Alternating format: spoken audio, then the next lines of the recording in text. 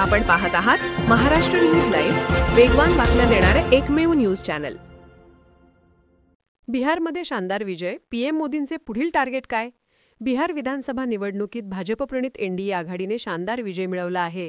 या निवडणुकीत भाजप सर्वात मोठा पक्ष ठरला आहे, तर नितीश कुमार यांच्या जेडीयू पक्ष दुसऱ्या क्रमांकावर आहे। या निवडणुकीत काँग्रेससह इतर पक्षांना मोठा फटका बसला आहे। बिहार निवडणुकीतील विजयासह भाजपचा भगवा आता देशातील प्रमुख राज्यांमध्ये फडकताना दिसत आहे। बिहारमधील विजयानंतर आता किती राज्यांमध्ये भाजपची सत्ता आणि पंतप्रधान नरेंद्र मोदींचे पुढील लक्ष्य काय आहे हे आज आपण जाणून घेणार आहोत। बिहार निवडणुकीतील यशानंतर भाजप आणि एनडीए 18 राज्ये आणि केंद्रशासित प्रदेशांमध्ये सत्तेत आहे।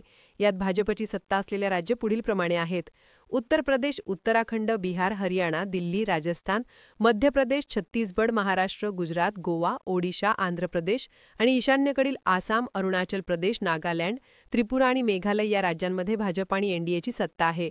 यातून हे स्पष्ट होते की देशातील महत्त्वाची राज्ये ही भाजपच्या ताब्यात आहेत। या 8 राज्यांमध्ये भाजपची सत्ता नाही। 1 पश्चिम बंगाल, 2 तामिळनाडू, 3 कर्नाटक, 4 केरळ, 5 तेलंगणा, 6 झारखंड, 7 पंजाब, 8 हिमाचल प्रदेश, यासोबतच जम्मू आणि काश्मीर, लडाख, मणिपूर, मिझोराम आणि सिक्कीममध्येही भाजपला सत्ता मिळवता आलेली नाही। या काही महत्त्वाच्या राज्यांमध्ये भाजप सत्तेपासून दूर आहे।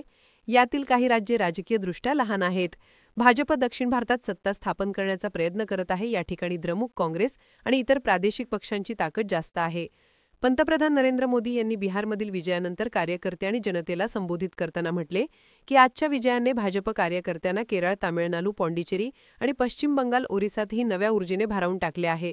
गंगा ही इथनच जाते आणि बंगालला जाते। बिहारने बंगालमध्ये भाजपच्या विजयाचा मार्ग मोकळा केला आहे।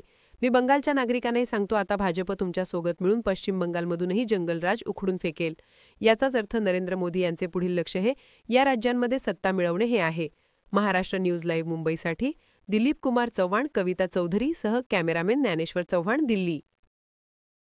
महाराष्ट्र न्यूज चॅनलला लाईक करा, शेअर करा आणि सबस्क्राईब करा।